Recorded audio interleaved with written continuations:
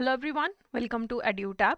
So in today's session, we'll be finishing off the module C. So let's start with the impact of technology adoption and trends in banking technology. तो सबसे पहले बात करते हैं electronic data interchange की। Electronic data interchange का क्या मतलब होता है कि इसमें जो भी बिजनेसेस का इंफॉर्मेशन है वो इलेक्ट्रॉनिकली एक्सचेंज हो रहा है। It is the electronic interchange of business information using a standardized format. एक standardized format में जो business का information है वो electronically exchange हो रहा है। एक कंपनी दूसरी कंपनी को इंफॉर्मेशन भेज रही है। कैसे? इलेक्ट्रॉनिकली भेज रही है, rather than on a paper. Electronically information transfer हो रही है और इसमें जो मैनुअल इंटरवेंशन है, मैनुअली इंटरवीन करने की ज़्यादा ज़रूरत नहीं पड़ती है। तो बैंक्स जो हैं किस टाइप का इलेक्ट्रॉनिक डेटा इंटरचेंज यूज कर रहे हैं? Swift message. हम स्विफ्ट के बारे में पढ़ चुके हैं, ठीक है। एक स्टैंडर्डाइज फॉर्मेट के अंदर इंटरनेशनली जो फाइनेंशियल ट्रांजैक्शंस होती हैं उनके लिए जो मैसेजेस ट्रांसमिट होते हैं वो स्विफ्ट के थ्रू होते हैं, सिक्योर तरीके से। तो banks have been using EDI in the form of SWIFT message. SWIFT जो है इसके अंदर एक स्टैंडर्डाइज फॉर्मेट होता है। अभी ईमेल से अगर कंपेयर करें, ईमेल के अंदर भी आप मैसेज इधर से उधर भेज सकते हैं, लेकिन अनस्ट्रक्चर्ड फ्री फॉर्मेट मैसेज होता है। किसी भी फॉर्मेट में ईमेल भेजा जा सकता है, ठीक है। तो सिंपल नाम से याद रखो कि इलेक्ट्रॉनिकली डेटा एक्सचेंज होता है, ठीक है, एक स्टैंडर्डाइज्ड फॉर्मेट में। फिर बात करते हैं मैनेजमेंट इंफॉर्मेशन सिस्टम की। मैनेजमेंट इंफॉर्मेशन सिस्टम एक ऐसा सिस्टम है जो मैनेजर्स को, मैनेजमेंट को नेसेसरी इंफॉर्मेशन प्रोवाइड करता है ताकि वो अपने बिजनेस के लिए डिसीजंस ले सकें। तो आपका मैनेजमेंट इंफॉर्मेशन सिस्टम क्या करेगा? वो अलग अलग सोर्सेस से डेटा गैदर करेगा, ठीक है, और मैनेजर की नीड्स के हिसाब से, स्टाफ की नीड्स के हिसाब से उसे टेलर कर देगा, ठीक है। तो MIS में जो इंफॉर्मेशन है वो डेटा में कन्वर्ट होती है, क्योंकि जो इंफॉर्मेशन होती है वो तो काफ़ी ज़्यादा क्या होती है, अनस्ट्रक्चर्ड होती है। लेकिन डेटा में क्या होता है, आपके पास एक स्ट्रक्चर होता है। आपके काम का जो डेटा है, काम की इंफॉर्मेशन से डेटा निकाला जाता है। तो अगर आपके पास एक मैनेजमेंट इंफॉर्मेशन सिस्टम है, आप अपने कस्टमर्स का डेटा एनालाइज करना चाहते हो, तो आप क्या यूज कर सकते हो? मैनेजमेंट इंफॉर्मेशन सिस्टम का डेटा आपको डिसीजन मेकिंग में हेल्प करेगा। ओके, आपको किसी प्रोडक्ट की मार्केटिंग करनी है, कोई प्रोडक्ट डेवलप करना है, आपको डेटा चाहिए, तो आपको मैनेजमेंट इंफॉर्मेशन सिस्टम अलग अलग सोर्सेज से डेटा कलेक्ट करके देगा, ठीक है। इसी में एक चीज होती है computer based information system. Computer based information क्या होता है? यानी कि ऐसा सिस्टम जिसमें कंप्यूटर्स जो हैं वो डाटा को कलेक्ट करते हैं, प्रोसेस करते हैं, स्टोर करते हैं, एनालाइज करते हैं और डिस्ट्रीब्यूट करते हैं। तो जो भी इंफॉर्मेशन है उसका कलेक्शन, प्रोसेसिंग, स्टोरिंग सारा कुछ किसके थ्रू हो रहा है? कंप्यूटर्स के थ्रू हो रहा है।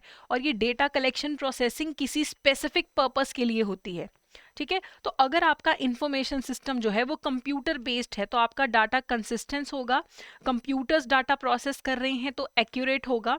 जितना आपको डिसीजन मेकिंग के लिए डेटा चाहिए वैसा ही डेटा कंप्यूटर्स आपको जनरेट करके देता है, ठीक है। तो मैनुअली डेटा की रिपोर्टिंग करना, इकट्ठा करना, वो सारा काम काफ़ी ज़्यादा कम हो जाता है, ठीक है।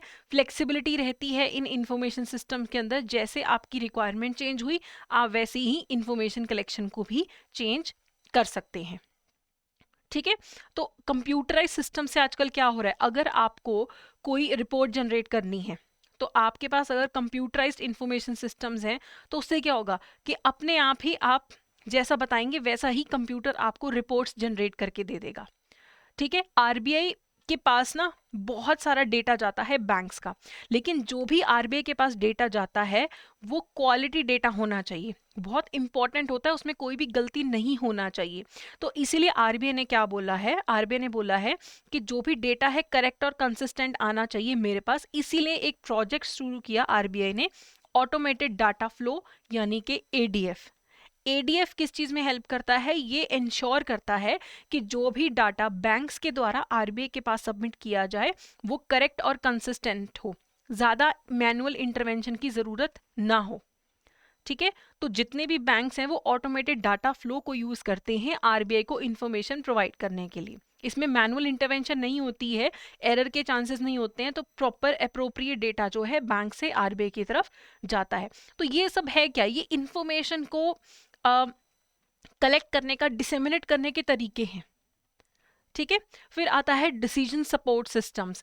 डिसीजन सपोर्ट सिस्टम्स क्या होते हैं? ये एक कंप्यूटर बेस्ड सिस्टम्स होते हैं जो इस तरीके से डिज़ाइन किए जाते हैं ताकि आपकी डिसीजन मेकिंग फैसिलिटेट हो।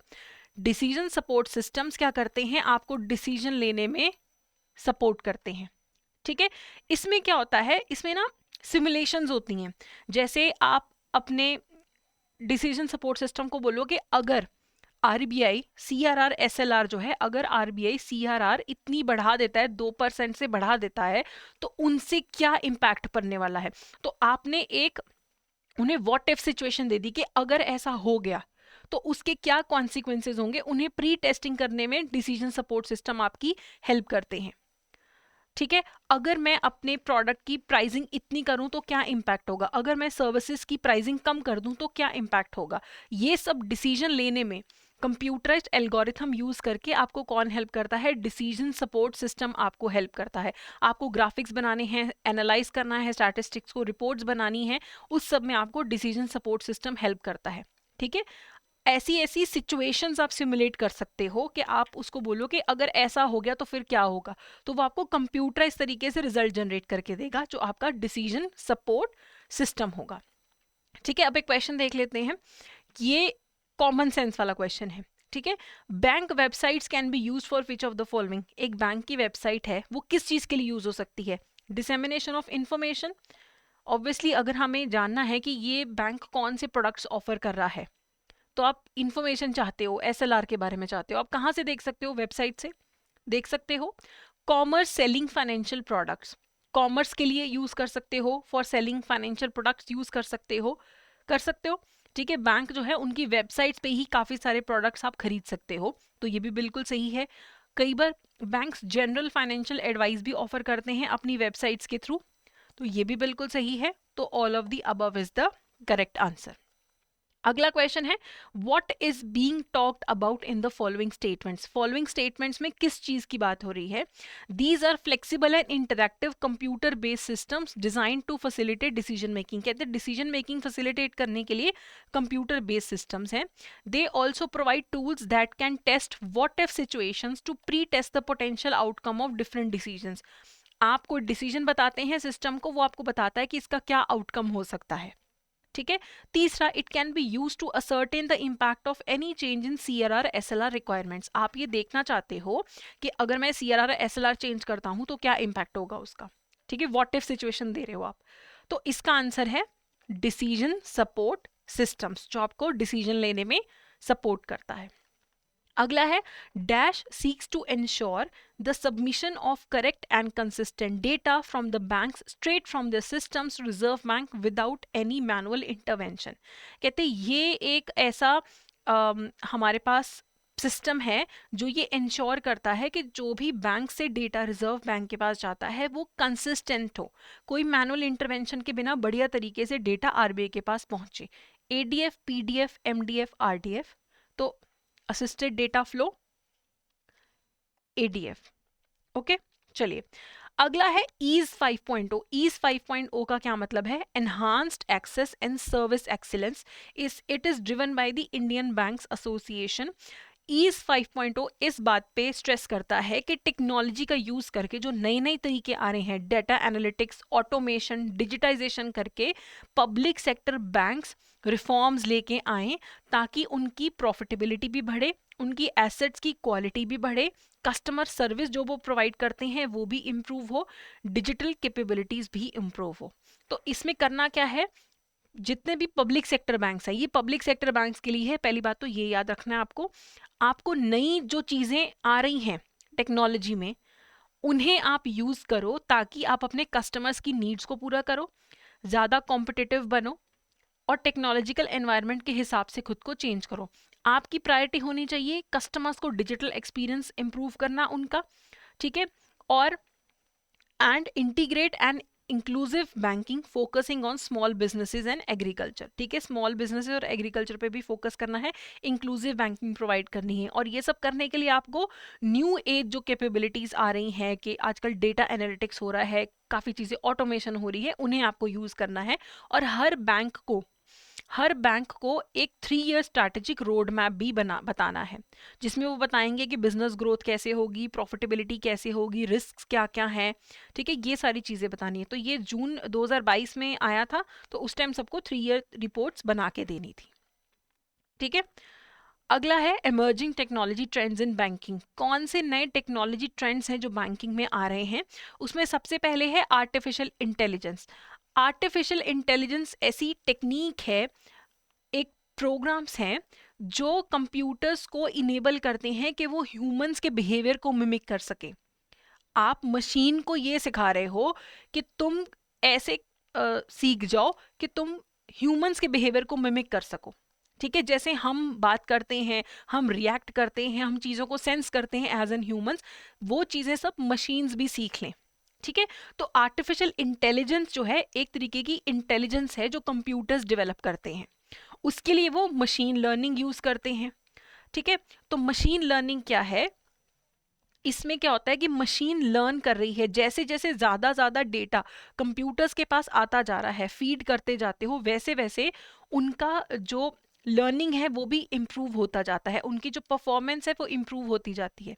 मशीन आपकी सीख रही है, ज़्यादा डेटा आप उसको देते जा रहे हो, वो सीखती जा रही है, ठीक है। और मशीन लर्निंग का भी पार्ट होता है डीप लर्निंग। डीप लर्निंग क्या है? ये मशीन लर्निंग का एक पार्ट है जिसमें आपका कंप्यूटर भी न्यूरल नेटवर्क बना लेगा। जैसे हमारे ब्रेन में न्यूरॉन्स होते हैं ना, पूरा एक नेटवर्क है, वैसे ही डीप लर्निंग में कंप्यूटर्स भी मल्टी लेयर न्यूरल नेटवर्क बना लेते हैं चीज़ों को समझने के लिए। तो आर्टिफिशियल इंटेलिजेंस के अंदर ही मशीन लर्निंग और डीप लर्निंग भी आती है कि बस आपकी मशीन जो है वो सीख जाएगी, ठीक है। इससे क्या होगा कि अब आपने अपने जो कंप्यूटर्स हैं, मशीन्स हैं, उनको आर्टिफिशियल इंटेलिजेंस सिखा दी है। जो आपका चैट जीपीटी वगैरह है, ये क्या है? ये आर्टिफिशियल इंटेलिजेंस ही तो है, जो ऑलरेडी फेड डाटा को एनालाइज करके आपको रिस्पॉन्स देता है। तो इससे क्या होता है कि आप अपनी मशीन्स को सिखा सकते हो कि कस्टमर बिहेवियर को एनालाइज करो और आप देखो कि किसको क्या सर्विस प्रोवाइड करनी है। अगर आपने बैंक में एक अपने सिस्टम को बता दिया कि कस्टमर्स के जो भी बिहेवियर है उसे एनालाइज करो और उस एनालिसिस के बेसिस पे बताओ कि कौन से कस्टमर को किस टाइप की सर्विस प्रोवाइड करनी है, ठीक है। तो आर्टिफिशियल इंटेलिजेंस बैंकिंग में भी यूज हो सकती है। Artificial intelligence machine learning use करती है, जो हमने देख लिया कि जैसे जैसे ज़्यादा डेटा मिलता रहेगा कंप्यूटर को, वैसे वैसे ज़्यादा वो समझ डेवलप करता रहेगा। उसके बाद है computer vision, natural language process progression use करता है, natural language generation AI use करता है। तो इनका मतलब क्या है? AI natural language processing use करता है।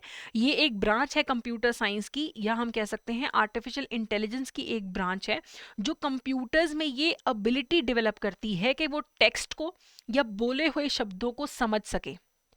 जैसे आप, अगर मैं आपसे बात कर रही हूँ तो जो भी मैं बोल रही हूँ वो आप सुन रहे हैं, समझ रहे हैं। सेम यही कैपेबिलिटी के जैसे मैं नेचुरली बात कर रही हूँ वही नेचुरली समझ सके कौन? कंप्यूटर समझ सके, कंप्यूटर इस चीज को समझ सके, वो होता है नेचुरल लैंग्वेज प्रोसेसिंग। फिर आता है नेचुरल लैंग्वेज जनरेशन। इसमें क्या है? इसमें कंप्यूटर क्या करेगा? वो रिटन या स्पोकन लैंग्वेज जनरेट करना सीख जाएगा। जैसे अगर मैंने आपको कुछ बोला, ठीक है, तो आप फिर उसका जवाब दे रहे हैं, तो सेम ऐसे ही कंप्यूटर भी नेचुरल लैंग्वेज जनरेट कर पाए, ठीक है। दैट प्रोड्यूसेस नेचुरल रिटन और spoken language from structured and unstructured data. Structured और अनस्ट्रक्चर्ड डेटा की मदद से कंप्यूटर खुद लैंग्वेज जनरेट करेगा, आपसे बात करेगा, ठीक है। तो ये कहाँ यूज होता है? नेचुरल लैंग्वेज जनरेशन, जितने भी चैट बॉट्स वगैरह होते हैं, ठीक है। आजकल क्या होता है कि अगर आप किसी बैंक की वेबसाइट, किसी भी वेबसाइट पे जाओ, नीचे लिखा आ जाता है मे आई असिस्ट यू, वो कंप्यूटर बात कर रहा होता है, कोई इंसान नहीं बैठा होता। बहुत सारी कंपनीज चैट बॉट्स को यूज करती हैं, ठीक है। तो नेचुरल लैंग्वेज वो जनरेट कर रहे हैं डेटा की मदद से कि क्या आंसर देना चाहिए, ठीक है। अब इसमें एक और चीज आर्टिफिशियल इंटेलिजेंस में जो कंप्यूटर्स यूज करते हैं वो है कंप्यूटर्स विजन। अब इसमें क्या था? लैंग्वेज प्रोसेस हो रही थी, एनएलपी में, एनएलजी में लैंग्वेज रिलेटेड था। कंप्यूटर विजन में क्या है? कंप्यूटर्स विजुअल वर्ल्ड को इंटरप्रेट कर सके। जैसे हम चीजों को देख के चीजें समझते हैं, वैसे ही कंप्यूटर भी डिजिटल इमेजेस को देख के, वीडियोस देख के, सब कुछ देख के आइडेंटिफाई कर सके क्या चीज़ क्या है और मुझे कैसे रिएक्ट करना है, वो है कंप्यूटर विजन।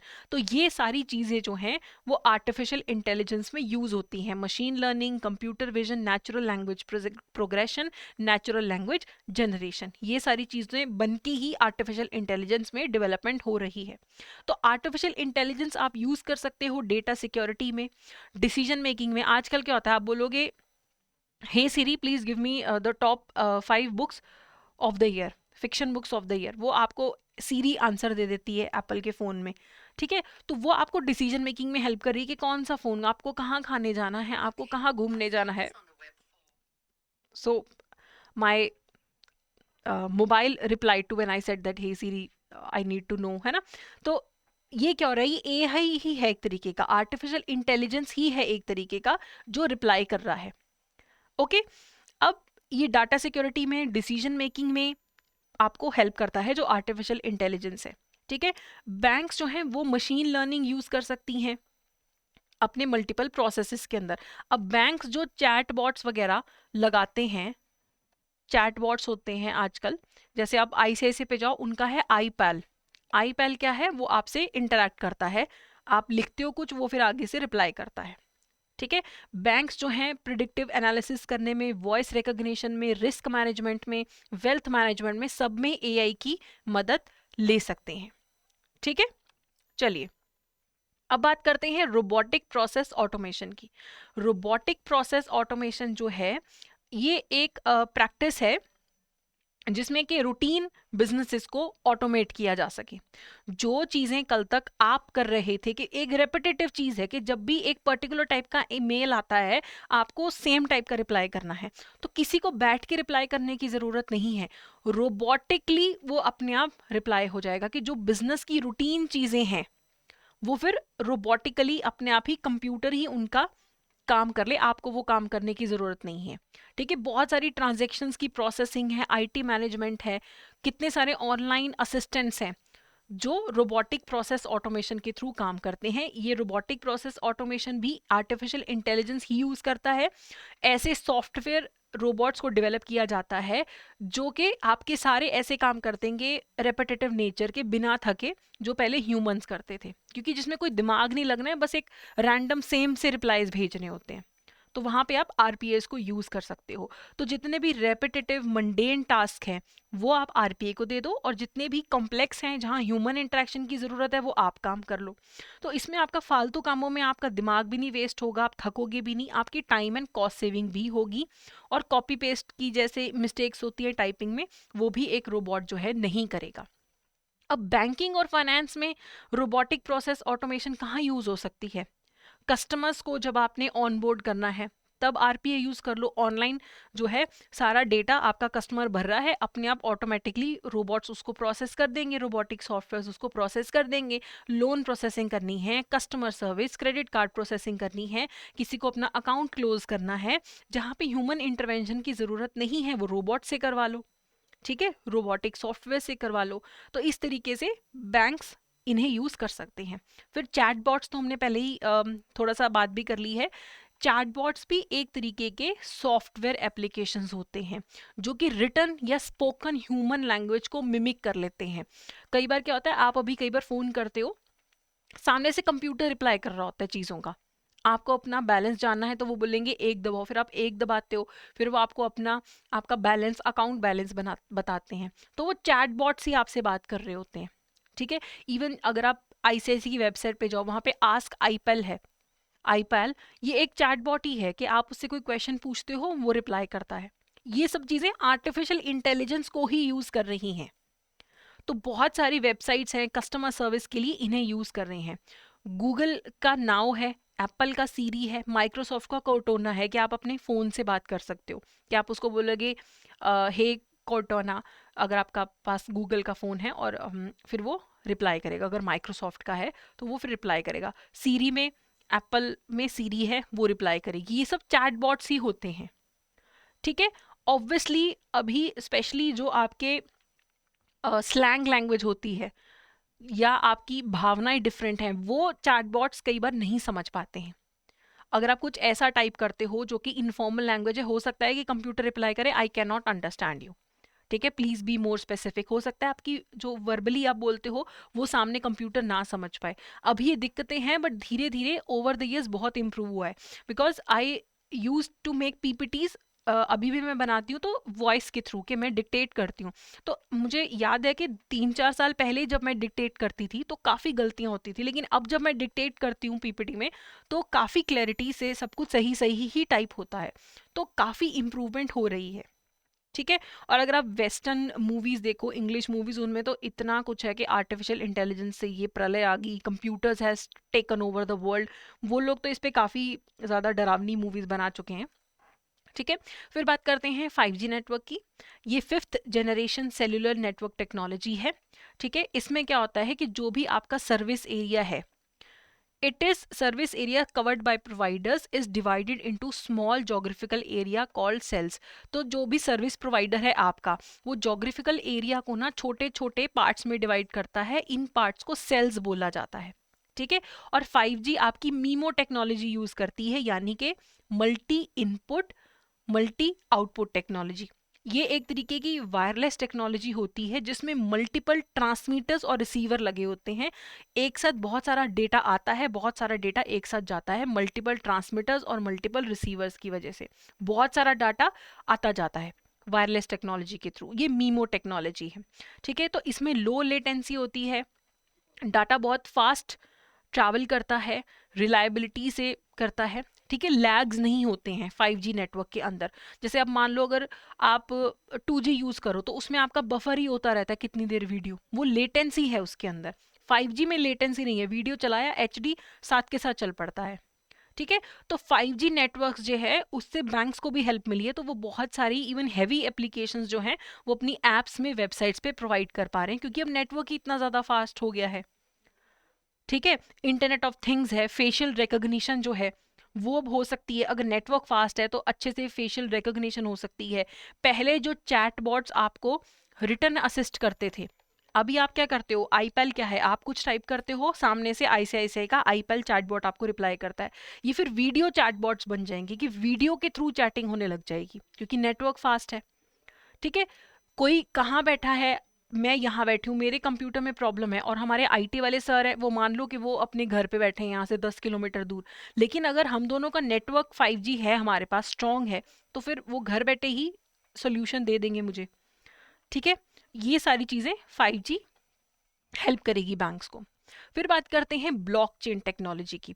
ब्लॉकचेन टेक्नोलॉजी को ना पहले हम एक पिक्चर से समझते हैं, ठीक है। ब्लॉकचेन टेक्नोलॉजी में देखिए, ए ना बी को पैसे भेजना चाहता है, ए बी को पैसे भेजना चाहता है, तो यहाँ से वो ट्रांजैक्शन इनिशिएट करेगा अपने कंप्यूटर से। उस ट्रांजैक्शन को रिप्रेजेंट करता हुआ एक ब्लॉक बनेगा ब्लॉकचेन टेक्नोलॉजी में। उस इनिशिएटेड ट्रांजैक्शन को क्या रिप्रेजेंट करेगा, एक ब्लॉक रिप्रेजेंट करेगा। वो ब्लॉक जो है वो ब्रॉडकास्ट हो जाएगा, नेटवर्क में जितनी भी पार्टीज हैं उनको वो ब्लॉक ब्रॉडकास्ट हो जाएगा, ठीक है। और ये सारे जो नेटवर्क्स हैं ये इस ट्रांजैक्शन को अप्रूव कर देंगे। जो मैंने स्टार्ट की थी, ब्लॉक गया सबके पास, उस ट्रांजैक्शन को, ब्लॉक को अप्रूव कर दिया गया। अब ये जो ब्लॉक है ये चेन के अंदर ऐड हो जाएगा, ठीक है। और इसे चेंज नहीं किया जा सकता। इस तरीके से जितनी भी ट्रांजैक्शंस इनिशिएट हो रही हैं वो उनका सबका एक ट्रांसपेरेंट रिकॉर्ड बन गया है, ठीक है। अब ये अप्रूव हुई, यहाँ पे ब्लॉक के एक जो है वो पूरी चेन का पार्ट बन गया और आपकी जो मनी है वो ट्रांसफर हो गई। तो ये ब्लॉकचेन टेक्नोलॉजी होती है। ब्लॉकचेन टेक्नोलॉजी एक डिस्ट्रीब्यूटेड लेजर टेक्नोलॉजी है, जहाँ पे जो स्टोर्स हैं, stores groups of transaction known as blocks. तो जो आपकी ट्रांजैक्शन है वो कैसे स्टोर हुई है, इन द फॉर्म ऑफ ब्लॉक्स, ठीक है। और ये जो भी आपके ट्रांजैक्शंस होती हैं ये क्रिप्टोग्राफी यूज़ करती हैं। क्रिप्टोग्राफी में ये होता है कि अगर मैं आपको कोई मैसेज भेजती हूँ, वो सिर्फ आप रीड कर पा रहे हैं क्योंकि मैंने उसका इनक्रिप्शन कर दिया, जिसके लिए मैसेज है सिर्फ वही उसे समझ सके, तो वो हम बोलते हैं कि क्रिप्टोग्राफी यूज़ किया है। तो ब्लॉकचेन में भी सारा डेटा इसी तरीके से सिक्योर होता है, ठीक है।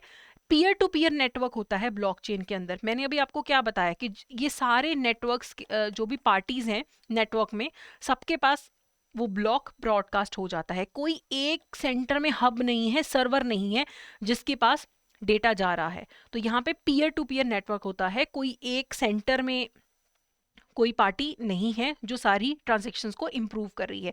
और ब्लॉकचेन में सारे जो ब्लॉक्स हैं वो चेन का पार्ट बन जाते हैं, इसलिए सारी ट्रांजेक्शन्स ट्रैकेबल हैं, ठीक है, और इसके अंदर सिक्योरिटी भी काफ़ी ज़्यादा रहती है। ओके और जो ब्लॉकचेन टेक्नोलॉजी है इसमें क्रिप्टोग्राफी यूज़ होती है, ट्रांजेक्शन्स इरिवोकेबल होती हैं, किसी भी चीज़ को बीच में से रिमूव नहीं किया जा सकता, काफ़ी सिक्योर डेटा रहता है इसके अंदर। तो ब्लॉकचेन टेक्नोलॉजी में आप काफ़ी सारी बैंकिंग टेक्नोलॉजीज यूज़ कर सकते हो, ब्लॉकचेन के थ्रू बैंकिंग एक्टिविटीज़ कर सकते हो। आपको सिक्योरली डाटा मैनेज करना है, रिपोर्टिंग करनी है, पेमेंट्स को मैनेज करना है, वो सारा ब्लॉकचेन टेक्नोलॉजी के थ्रू आप कर सकते हो, ठीक है। जो आपकी डिजिटल क्रिप्टोस करेंसीज होती है ना, वो भी ब्लॉकचेन ही यूज करती हैं, ठीक है। तो डिजिटल करेंसी बड़ा टर्म है, उसका पार्ट है virtual currency, crypto currency, central bank digital currency, ये सब डिजिटल करेंसी के सब पार्ट्स हैं।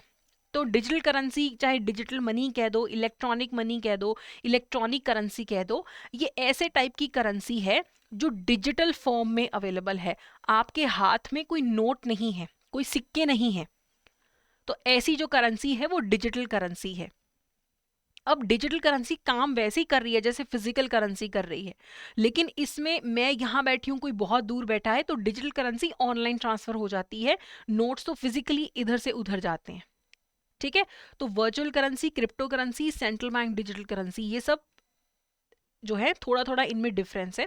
देखो डिजिटल करेंसीज को हम गुड्स एंड सर्विसेज खरीदने के लिए यूज कर सकते हैं, लेकिन हो सकता है कि रिस्ट्रिक्टेड हो कि कोई डिजिटल करेंसी एक्सेप्ट करेगा, कोई नहीं करेगा। डिजिटल करेंसी सेंट्रलाइज्ड भी हो सकती है, डिसेंट्रलाइज भी हो सकती है। सेंट्रलाइज में क्या होगा, एक कोई सेंट्रल अथॉरिटी है जो इस डिजिटल करेंसी को मैनेज करेगी। डिसेंट्रलाइज में क्या होगा, मल्टीपल पॉइंट्स होंगे जिनके थ्रू वो करेंसी मैनेज होगी। अब डिजिटल करेंसी वैल्यू कार्ड्स में स्टोर हो सकती है, डिवाइसेस पे स्टोर हो सकती है, ठीक है।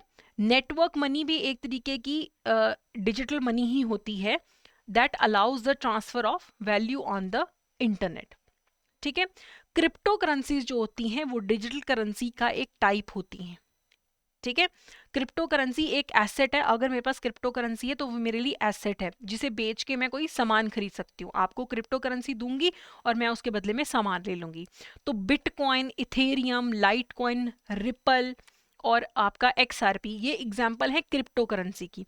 तो क्रिप्टो करेंसी ऐसी वर्चुअल मनी होती है जिसमें क्रिप्टोग्राफिक एल्गोरिदम यूज किया जाता है, ठीक है। क्रिप्टोग्राफी यूज करने का क्या मतलब है, आप इंफॉर्मेशन को हाइड कर देते हो, कोड कर देते हो, ताकि जिस पर्सन के लिए बना है ना ये इंफॉर्मेशन उसी को समझ आए, ठीक है। तो वर्चुअल मनी होती है, क्रिप्टोग्राफी कर दो उस पर, डिसेंट्रलाइज नेटवर्क डिजाइन होता है, जैसे कि ब्लॉकचेन टेक्नोलॉजी यूज होती है। डिसेंट्रलाइज नेटवर्क का क्या मतलब है, कोई एक सर्वर नहीं है जिसके पास पावर है, पीयर टू पीयर नेटवर्क है, मल्टीपल लोग जो हैं उस नेटवर्क के अंदर इन्वॉल्व हैं, ऐसे बनती है क्रिप्टो करेंसी। क्रिप्टो करेंसी भी ब्लॉकचेन और डिसेंट्रलाइज्ड लेजर यूज करती है, यानी कि कहीं एक सेंटर नहीं है जहां पे सारी इंफॉर्मेशन स्टोर होती है, ठीक है। लेकिन क्रिप्टो करेंसी की वैल्यू काफी वॉलेटाइल है। आज मान लो $1000 का है आपका बिटकॉइन, कल 600 का है, परसों 1500 का है, तो बहुत ज्यादा क्रिप्टो करेंसीज के अंदर आपकी वॉलेटिलिटी होती है। कोई सुपरवाइजरी अथॉरिटी नहीं है सेंटर में क्रिप्टो करेंसीज में, ठीक है। Cryptocurrencies issued by some central banks are universally accepted, backed by the central bank, which can be used for peer-to-peer transactions. कुछ ऐसी क्रिप्टो करेंसीज हैं जिन्हें बैकिंग देता है सेंट्रल बैंक्स देते हैं, तो उनकी ज़्यादा एक्सेप्टेंस रहती है, ठीक है। डिजिटल करेंसीज जो होती हैं वो सेंट्रलाइज्ड रहती हैं, एक ग्रुप ऑफ पीपल उसे रेगुलेट करती हैं। क्रिप्टो करेंसीज काफ़ी हद तक डिसेंट्रलाइज्ड रहती हैं, ठीक है। डिजिटल करेंसी के अंदर जो है उसमें यूजर का आइडेंटिफिकेशन जरूरी है। क्रिप्टो करेंसी जो है वो एनोनिमस होती है, आइडेंटिटीज को प्रोटेक्ट करके रखती है। डिजिटल करेंसीज ट्रांसपेरेंसी से काम नहीं करती हैं, ठीक है, और उनकी जो भी ट्रांजेक्शन्स होती हैं वो कॉन्फिडेंशियल रहती हैं। लेकिन जो क्रिप्टो करेंसीज होती हैं वो ज्यादा ट्रांसपेरेंट होती हैं, ठीक है, क्योंकि as all the revenue streams are placed in the public chain, सारा जो रेवेन्यू स्ट्रीम है वो पब्लिक चेन के अंदर रहता है, ठीक है। तो एक तरीके की, वैसे तो क्रिप्टो करेंसी एक तरीके की डिजिटल करेंसी ही है, लेकिन कुछ डिफरेंसेस हैं। क्रिप्टो करेंसीज जो हैं वो ज्यादा ट्रांसपेरेंट होती हैं डिजिटल करेंसीज से, ठीक है। अब बात करते हैं सेंट्रल बैंक डिजिटल करेंसी की। सेंट्रल बैंक डिजिटल करेंसी क्या होती है? जैसे इंडिया ने डिजिटल रूपी निकाला है, ठीक है, इंडिया के जो आरबीआई है उसने डिजिटल रूपी निकाला है, यानी कि ऐसी करेंसी, डिजिटल करेंसी जिसे कौन इशू करता है? देश का सेंट्रल बैंक इशू करता है डिजिटल पेमेंट्स करने के लिए, ठीक है। एक एक्स्ट्रा फैक्ट है, एल सल्वाडोर ऐसी पहली कंट्री है जिसने बिटकॉइन को अपना लीगल टेंडर बना दिया। हमारे यहाँ पे लीगल टेंडर क्या है? रुपी, ठीक है। उन्होंने बिटकॉइन को ही अपना लीगल टेंडर बना दिया। तो इससे क्या है, काफी ज्यादा फ्लक्चुएशन रहती है उनकी फाइनेंशियली इकोनॉमी के अंदर, ठीक है। तो ये भी याद रखो कि जो हमारा आरबीआई है उसने भी सेंट्रल बैंक डिजिटल करेंसी निकाल ली है, डिजिटल रुपी निकाला है, ठीक है। तो backed by the central government है। तो आरबीआई जो है हमारा वो एक्सेप्ट नहीं करता है ज्यादा बाकी जो क्रिप्टो करेंसीज वगैरह आती हैं, क्योंकि उनकी रेगुलेशन नहीं कर रहा कोई। क्रिप्टो करेंसी को कोई एक सेंट्रलाइज्ड अथॉरिटी रेगुलेट ही नहीं कर रही। असल में काम होता कैसे, आधे लोगों को तो समझ ही नहीं आ रहा कि क्रिप्टो करेंसी की वैल्यू ऊपर नीचे हो कैसे रही है, ब्लॉकचेन असल में काम कैसे कर रहा है, ठीक है। कोई सेंट्रलाइज सर्वर ही नहीं है, इसीलिए आरबीआई ने अपनी ही अलग से सेंट्रल बैंक डिजिटल करेंसी निकाल दी है, ठीक है। अब बात करते हैं ऑगमेंटेड रियलिटी या फिर वर्चुअल रियलिटी की। ऑगमेंटेड रियलिटी का क्या मतलब है? जैसे आप मान लो आपने ना ऑनलाइन एक सोफा खरीदना है, अब ना वहां पे लिखा होगा इतना इंच इतना सेंटीमीटर लंबा है, लेकिन आपको पता नहीं लग रहा कि कितने एरिया में वो आएगा। तो अगर आप इस पिक्चर में देखें तो वो सोफा मेरे मान लो ये लिविंग रूम के अंदर प्रोजेक्ट हो गया कि अगर आप वो सोफा लेके आओगे तो वो ऐसा लगेगा, वो इतनी स्पेस में आएगा, ऐसा लगेगा। तो ऑगमेंटेड रियलिटी क्या है? रियलिटी जो हमारे सामने है और जो डिजिटल है उसको कंबाइन कर देता है और आपका जो विजन है उसे एनहांस करता है, ठीक है। अगर मान लो थोड़े दिन पहले ना I was looking for a dog to adopt, तो आई वॉन्टेड टू सी के मैं अपने कमरे में अगर मेरे वो बैठा होगा तो वो कितना बड़ा होगा। तो मैं जब उस पर क्लिक करती हूँ ऐप पे तो उसमें ना मेरे ही लिविंग रूम में वो प्रोजेक्शन आ जाती है कैमरा के अंदर कि वो कैसा लगेगा यहाँ पे बैठा हुआ। ये होती है ऑगमेंटेड रियलिटी। आपकी जो रियलिटी है उसमें कुछ डिजिटल एलिमेंट्स ऐड हो जाते हैं, ठीक है। जैसे अगर आप गूगल ग्लासेस लगाते हो वो काफ़ी ट्रांसपेरेंट से होते हैं, तो जब आप वो ग्लासेस लगाते हो तो एक तो आप वो देख रहे हो जो आपकी आंखें देख पा रही हैं, एक कुछ गूगल ग्लास ऐड कर देता है, ठीक है। आपको डेटा दिखना शुरू हो जाएगा, आपको कुछ एडिशंस दिखनी शुरू हो जाएंगी, वो होती है ऑगमेंटेड रियलिटी। रियल वर्ल्ड में डिजिटल कंपोनेंट्स ऐड कर दिए जाते हैं। लेकिन जो वर्चुअल रियलिटी है ये आपकी विजन को हटा के आपको कुछ और दिखाती है। आजकल वो देखें गेमिंग वाले वो बड़े बड़े से लगा के रखते हैं, ठीक है, वर्चुअल रियलिटी वाले जो ग्लासेस हैं वो लगा के रखते हैं। तो उसमें क्या होता है कि आप जो देख रहे हो वो रियलिटी नहीं है, वो कंप्यूटर जनरेटेड है। आप कोई गेम खेल रहे हो तो आप उस गेम में ही पहुंच गए, और वो जो आप गेम खेल रहे हो उसमें आप जो भी देख रहे हो वो रियल तो नहीं है। तो वर्चुअल रियलिटी जो है आपको आपकी विजन हटा के कुछ और ही दिखाती है, ठीक है। तो ऑगमेंटेड रियलिटी याद रखना है कि जो ऑलरेडी आपको दिख रहा है उसमें कुछ ऐड कर दे। वो एक गेम चली थी बहुत पहले पोकेमॉन कैच करने वाली, तो आप ऐसे कैमरा लेके घूमते थे, है ना, और आपको कोई पोकेमॉन नजर आता था तो आपकी विजन में ही सड़क पे पोकेमॉन ऐड कर दिया। ये ऑगमेंटेड रियलिटी है, ठीक है। जब आप वर्चुअल रियलिटी वाले वो गॉगल्स लगा लेते हो पूरा वो ब्लैक से बड़े बड़े जो होते हैं, उसमें क्या होता है कि आप गेमिंग वर्ल्ड में पहुंच जाते हो, वो वर्चुअल रियलिटी है, ठीक है। तो virtual reality uses computer technology to create a immersive 3D experience. Augmented reality जो है रियल वर्ल्ड के ऊपर ही कुछ डिजिटल इमेजेस ऐड कर देती है, इंटरेक्टिव बना देती है, ठीक है। वेरेबल्स बहुत आसान है। वेरेबल टेक्नोलॉजी क्या होती है? आप वो गैजेट पहन लेते हो, आपने एप्पल की वॉच पहन ली, आपने गूगल के ग्लासेस पहन लिए, आपने कोई ऐसे स्मार्ट वॉच लगा ली, रिस्ट वॉच बैंड लगा दी जो कि आप इंफॉर्मेशन ट्रैक करने में हेल्प कर रहा है, ठीक है। अगर हेल्थ या फिटनेस के लिए लोग फिटनेस बैंड्स लगाते हैं, ठीक है। अब तो इवन एप्पल की जो वॉच है वो भी आपके पल्स रेट और ईसीजी पता नहीं क्या क्या अब वो सारा कुछ ट्रैक कर लेती। तो वेरेबल्स क्या है? जो टेक्नोलॉजी आप पहन सको गैजेट्स की फॉर्म के अंदर, उन्हें वेरेबल्स बोला जाता है, ठीक है। अब बात करते हैं security considerations and mitigation measures in the banks. इसमें हम कुछ मालवेयर वायरसेस वगैरह की बात करेंगे। मालवेयर क्या होता है? मालवेयर का मतलब होता है मेलिशियस सॉफ्टवेयर। ये ऐसे इंट्रूसिव सॉफ्टवेयर होते हैं जो क्रिमिनल्स बनाते हैं, साइबर क्रिमिनल्स, हैकर्स बनाते हैं, ताकि या तो आपका डेटा चोरी कर सकें, डैमेज कर सकें, आपके कंप्यूटर्स को डिस्ट्रॉय कर सकें, उसके लिए मालवेयर बनाया जाता है। तो जो भी वायरसेस, वर्म्स, स्पाईवेयर होता है, रैंसमवेयर होता है, ये सब मालवेयर के टाइप्स होते हैं। ठीक है, जो भी अब हम आगे पढ़ेंगे, जो भी ऐसा सॉफ्टवेयर है जो आपके कंप्यूटर फोन के अंदर घुस के कुछ ना कुछ चोरी कर ले, डिस्ट्रॉय कर ले, उसको मालवेयर बोलते हैं। तो जो भी वायरसेस वगैरह होती हैं, रैंसमवेयर होते हैं, स्पाईवेयर होते हैं, ये सब मालवेयर के ही आगे टाइप्स होते हैं। तो अगर हम वायरस की बात करें, तो वायरस एक ऐसा सॉफ्टवेयर कंप्यूटर है जो गलत तरीके इरादे से ही बनाया जाता है, जो आपके कंप्यूटर में लोड कर दिया जाएगा आपकी मर्जी के बिना। ठीक है, और वो ऐसे ऐसे फंक्शंस परफॉर्म करेगा जो आपको नुकसान पहुंचाएगा। कई बार क्या होता है, आप कोई फाइल डाउनलोड करते हो, उसके साथ वायरस खुद को अटैच करके आपके कंप्यूटर में भी डाउनलोड हो जाता है।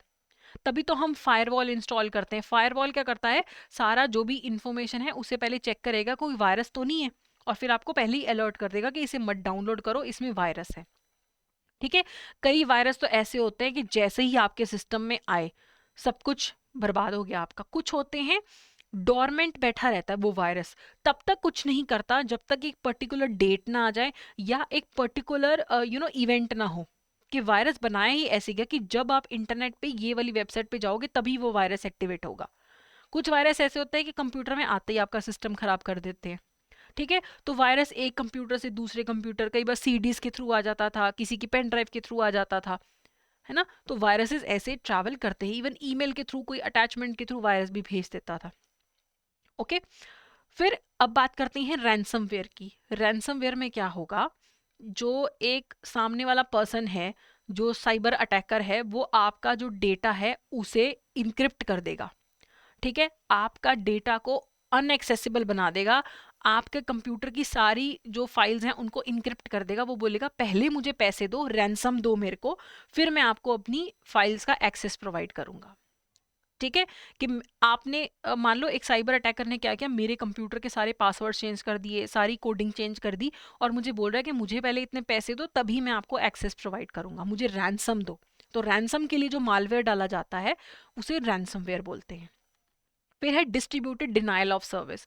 डिस्ट्रीब्यूटेड डिनायल ऑफ सर्विसेज में जो मेन क्रिमिनल होता है, साइबर क्रिमिनल होता है, उसका मकसद होता है कि जो सामने वाला पर्सन है जिसको वो विक्टिम बनाना चाहता है वो डिप्राइव हो जाए सर्विसेज से, वो सर्विसेज से डिप्राइव हो जाए। तो वो ना ऐसे बॉट मास्टर बनाता है जिन्हें ज़ॉम्बी कंप्यूटर भी बोलते हैं। हैकर क्या करते हैं कि मान लो आप ना एक वेबसाइट एक्सेस करना चाहते हो, हर वेबसाइट के ना ट्रैफिक का लोड लेने की लिमिट होती है कि एक टाइम पे मान लो 1 घंटे में वो 10,000 यूजर्स को ही हैंडल कर सकती है। तो वो साइबर अटैकर क्या करेगा, वो एक साथ बहुत सारे बॉटनेट्स छोड़ देगा। ठीक है, अब वो बॉटनेट्स क्या करेंगे, बॉटनेट्स अपने आप को एज यूजर्स शो करेंगे, बॉटनेट्स दिखा देंगे अपने आप को एज 20,000 यूजर्स। वेबसाइट तो सिर्फ 10,000 हैंडल कर सकती है, और फिर वेबसाइट हो जाएगी हैंग।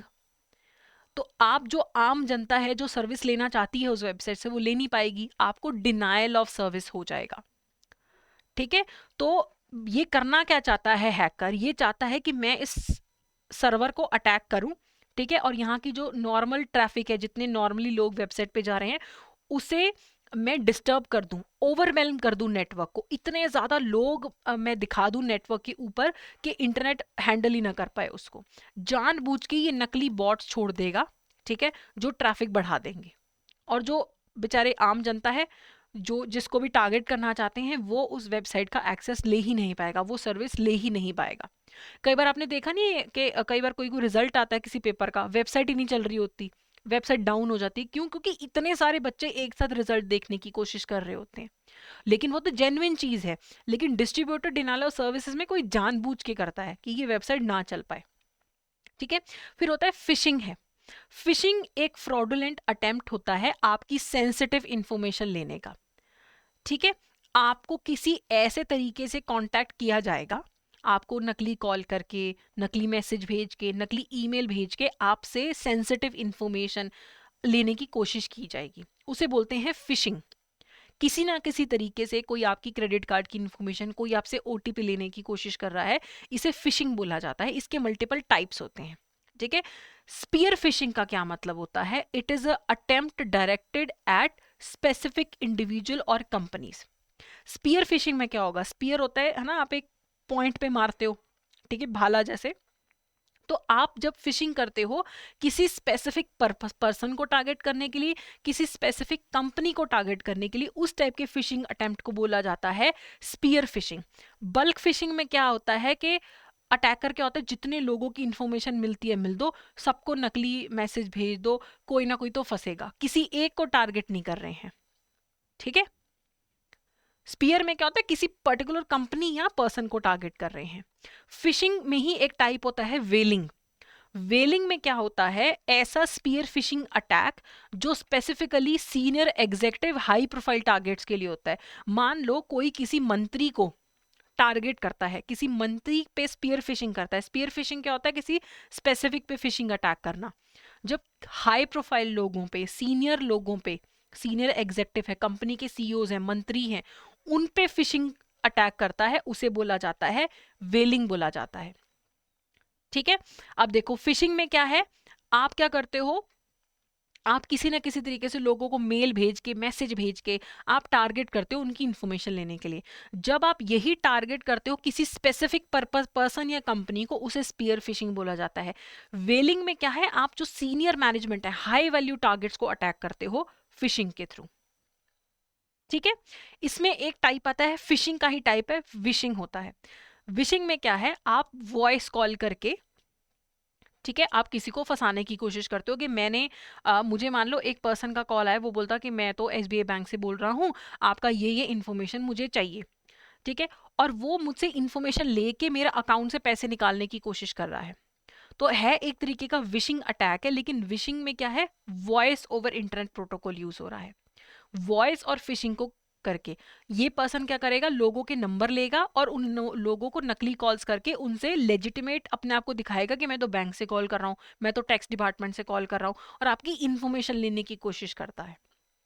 इसे विशिंग बोलते हैं। विशिंग में वॉइस के थ्रू करते हैं, स्मिशिंग में एसएमएस के थ्रू करते हैं। कि आपको एसएमएस आता है, आपको कोई लिंक भेजा जाता है, जैसे ही आप लिंक पे क्लिक करते हो आपका इंफॉर्मेशन सारा फोन का चोरी हो गया। ठीक है, तो स्मिशिंग में अटैक किसके थ्रू होता है, मोबाइल पे फेक टेक्स्ट मैसेज आते हैं कि आप कोई नकली गलत चीज डाउनलोड कर लो, या कोई गलत इंफॉर्मेशन जो नहीं देनी चाहिए वो आप शेयर कर दो, आपकी मनी साइबर क्रिमिनल्स के पास चली जाए। ये होता है स्मिशिंग। तो ये सारी चीजें ना फिशिंग के ही टाइप्स हैं कि बस आपसे सेंसिटिव इंफॉर्मेशन निकलवानी है। अब बात करते हैं operational aspects of cyber crimes, fraud और रिस्क मैनेजमेंट इन साइबर टेक। तो फ्रॉड क्या होते हैं, फ्रॉड एक तरीके का क्राइम है, गुनाह है। फ्रॉड होता है, टर्म यूज होता है जब आप क्राइम करते हो फाइनेंशियल गेन्स के लिए, फाइनेंशियल एफ से, फ्रॉड एफ से। ठीक है, जब आप क्राइम करते हो फाइनेंशियल गेन के लिए, उसे फ्रॉड बोलते हैं, जिसमें आपका जो इंटेंशन है किसी को डिसीव करने का है। ठीक है, आप किसी को जो है डिसीव करना चाहते हो, डिसेप्शन के थ्रू आप उससे पैसे लूटना चाहते हो। ठीक है, तो अब जो बैंक्स हैं उन्हें साइबर क्राइम का बहुत डर रहता है। साइबर क्राइम क्या होता है, ऐसा क्रिमिनल एक्ट जिसमें कंप्यूटर्स या नेटवर्क्स यूज होते हैं, कंप्यूटर इंटरनेट वगैरह यूज करके जो क्राइम होते हैं उन्हें साइबर क्राइम बोला जाता है। साइबर क्राइम से बैंक्स को क्या रिस्क है, बैंक्स को पैसे का नुकसान हो सकता है, उनका क्रिटिकल डेटा लूज हो सकता है, अब सिस्टम डाउन कर दे। ठीक है, अगर distributed denial of service attack हो जाए, कोई बैंक का सर्वर डाउन कर दे, तो बैंक का लॉस ऑफ प्रोडक्टिविटी होगा। फिर अब पकड़ने के लिए कि किसने क्या अटैक करवाया था, उस पर इन्वेस्टिगेशन के खर्चे करो। जिन कंज्यूमर्स को नुकसान हो गया, कस्टमर की सर्विस ना मिली उसको बैंक सर्वर डाउन होने से, उसको कंपनसेशन पे करो। रेपुटेशन अलग से जाती है आपकी कि इस बैंक का तो सर्वर ही डाउन रहता है हमेशा, हमें नहीं यहाँ पे अकाउंट खोलना। तो काफ़ी सारे नुकसान जो हैं एक बैंक्स को हो सकते हैं साइबर अटैक से। ठीक है, अब जो भी लोग इन्वॉल्व होते हैं, ठीक है, साइबर क्राइम करने में, उन्हें साइबर थ्रेट एक्टर बोला जाता है। वैसे थ्रेट एक्टर कौन होते हैं, ऐसे इंडिविजुअल या ग्रुप ऑफ इंडिविजुअल्स होते हैं जो गलत चीजों में पार्टिसिपेट करते हैं। ठीक है, तो साइबर थ्रेट एक्टर क्या होंगे, जो साइबर क्राइम्स करते हैं। साइबर क्राइम कौन करेंगे, जो तो हमारे क्रिमिनल्स हैं वो भी करेंगे, नॉर्मल क्रिमिनल्स, साइबर क्रिमिनल्स, आपके हैकिंग करने वाले, इवन आपके जो बिजनेस के कॉम्पिटिटर्स हैं वो भी थ्रेट हो सकते हैं आपके लिए, वो भी आप पे थ्रेट डलवा सकते हैं साइबर अटैक्स का। आपका कोई करंट या पुराना एम्प्लॉय है जो आप कंपनी से खुश नहीं है, वो साइबर अटैक कर दे, तो ये सारे कौन है, ये थ्रेट एक्टर्स हैं कि थ्रेट किस किस से आ सकता है। अब इंडिया का जो डिफेंस मिनिस्ट्री की वेबसाइट है, हो सकता है चाइना वाले, आजकल तो कनाडा का इश्यू चल रहा है, कनाडा वाले हमें हमारी वेबसाइट्स डाउन करने की कोशिश करें, डेटा चोरी करने की कोशिश करें। साइबर क्रिमिनल्स पैसे के लिए बैंक्स की वेबसाइट पे अटैक करें, ठीक है। हैकिंग करने वाले हैक करके अपना सारा एजेंडा वेबसाइट पे डाल दें, पुरानी इन्फॉर्मेशन हटा के गलत इन्फॉर्मेशन डाल दें। टेररिस्ट जो हैं, टेररिस्ट क्या करते हैं, वीडियोस वगैरह डाल के, इन्फॉर्मेशन डाल के लोगों को ब्रेन वॉश करने की कोशिश करते हैं। कुछ सिर्फ ऐसे मजे के लिए कि देखो मैंने इतनी बड़ी कंपनी की वेबसाइट डाउन कर दी, थ्रिल के लिए कर देते हैं, ठीक है। इनसाइडर थ्रेट्स कौन होते हैं, उसी कंपनी के करंट या फॉर्मल एम्प्लॉइज जो सारा अंदर का जानते हैं, ठीक है, और वो कंपनी से खुश नहीं है तो कंपनी की वेबसाइट खराब कर देते हैं या वहाँ पे कुछ डेटा चोरी कर लेते हैं। तभी तो जब भी कंपनीज में कोई पोजीशन से हटते हैं लोग, तो सारे पासवर्ड्स फिर चेंज किए जाते हैं कि ये कहीं आके इंटरफेयर ना करे काम में। ओके तो अब साइबर थ्रेट्स मल्टीपल टाइप्स के होते हैं, ये हम देख चुके हैं। हमने वायरस देख लिया, मालवेयर देख लिया, रैंसमवेयर देख लिया, फिशिंग वगैरह देख लिया। जो कुछ चीज़ें हमने नहीं देखी हैं वो हम देख लेते हैं। हैकिंग में क्या होते हैं, आप अटेम्प्ट करते हो कि किसी और के कंप्यूटर सिस्टम का आप एक्सेस ले लो, अनऑथराइज्ड एक्सेस या कंट्रोल ले लो किसी और के कंप्यूटर पे गलत पर्पस के लिए, ठीक है। एक तो मान लीजिए मैं यहाँ पे बैठी हूँ, ठीक है, और मेरे कंप्यूटर पे इंटरनेट के थ्रू किसी ने हैक करके सारी इंफॉर्मेशन चोरी कर ली, तो मेरी मर्जी के बिना उसने अनऑथराइज्ड एक्सेस ले लिया और मेरे कंप्यूटर को गलत पर्पस के लिए यूज किया। हैकिंग बोलते हैं इसको, हैकर्स करते हैं काम। साइबर स्क्वाटिंग में क्या होता है, साइबर स्क्वाटिंग में क्या है, अब अमेजोन की स्पेलिंग क्या है, AMAZON, किसी ने बिल्कुल सिमिलर AMOZON नाम की वेबसाइट बना दी, तो हो सकता है कि मैं देखते देखते ध्यान ना दूं और इस पे क्लिक कर दूं, तो वो अमेजोन का नाम यूज करके प्रॉफिट कमाना चाह रहा है। होम डिपो की जगह HOME हटा के होम डिपो नाम की वेबसाइट बना दी। तो आप ऐसा जानबूझ के ऐसा डोमेन नेम ले लेते हो ताकि जो ओरिजिनल नेम है उससे आप फायदा ले सको, ठीक है। कोई गूगल की जगह GOEE गॉगल नाम की वेबसाइट कर दे, आप हो सकता है आप ध्यान ही ना दो, तो जो चीज आपने मान लो अमेजोन से खरीदनी थी आप अमेजोन से खरीद रहे हो, लेकिन आपको पता ही नहीं है, आपको तो अमेजोन ब्रांड नेम का पता है। तो इस तरीके के जो काम करता है उसे बोलते हैं, इस एक्ट को बोलते हैं साइबर स्क्वाटिंग। अब देखते हैं question, in cyber space a threat actor can be, cyber में कौन थ्रेट एक्टर हो सकता है, साइबर क्रिमिनल्स हो सकते हैं, बिजनेस कॉम्पिटिटर्स हो सकते हैं, प्रेजेंट या फॉर्मर एम्प्लॉयज भी हो सकते हैं, कहीं से भी आपको थ्रेट आ सकता है। तो सारी की सारी ऑप्शंस यहाँ पे करेक्ट है। The term dash has been coined for spear phishing attacks directed specifically at senior executives and high profile targets. High profile targets पे जो spear phishing attacks होते हैं उन्हें क्या बोला जाता है, वेलिंग बोला जाता है। Okay, which of the following can be risk for banks for cyber attacks, कौन कौन से इसमें से रिस्क हैं जो बैंक को हो सकते हैं साइबर अटैक से। फाइनेंशियल लॉस हो सकता है बैंक को, हो सकता है रेपुटेशनल डैमेज भी हो सकता है, रेगुलेटरी पेनल्टीज भी लग सकती हैं बैंक को, RBI लगा दे पेनल्टी कि तुमने तो ये तुम्हारा प्रॉपर सिस्टम नहीं था, साइबर अटैक कैसे हो गया, पेनलाइज कर सकते हैं। Loss of productivity due to business disruption, तो ऑल ऑफ दी अबव इसमें करेक्ट आंसर है, ठीक है। अब बात करते हैं साइबर रिस्क मिटिगेशन स्ट्रैटेजीज की। अब साइबर रिस्क को मिटिगेट कैसे करना है, पहले ही आप कैसे सिक्योरिटी पॉलिसीज लगाओगे ताकि आपका जो रिस्क कम हो जाए। अब देखो साइबर थ्रेट को एलिमिनेट नहीं किया जा सकता, रिड्यूस तो किया जा सकता है ना, तो उसके लिए जो स्ट्रैटेजीज बनाते हैं उन्हें साइबर रिस्क मिटिगेशन स्ट्रैटेजीज बनाते हैं। प्रिवेंशन, डिटेक्शन, रेमेडी, तीनों चीजों के लिए आपके पास स्ट्रैटेजी होनी चाहिए। पहली बात तो हो ही ना अटैक, प्रिवेंशन बनाओ, ठीक है। फिर अगर अटैक हो गया है अर्लीस्ट डिटेक्ट कर लो, उसके बाद उसको ठीक कैसे करना है उसके लिए रेमेडीज कर लो, ठीक है। तो बिजनेसेस को कंटिन्यू रखने के लिए क्या क्या मिटिगेशन स्ट्रैटेजीज हो सकती हैं। Application white listing, application white listing में क्या होता है कि आप ऐसे सिस्टम्स अपने कंप्यूटर में रखो कि अनऑथराइज्ड सॉफ्टवेयर जो हैं वो आपके सिस्टम पे एग्जीक्यूट ही ना हो पाए।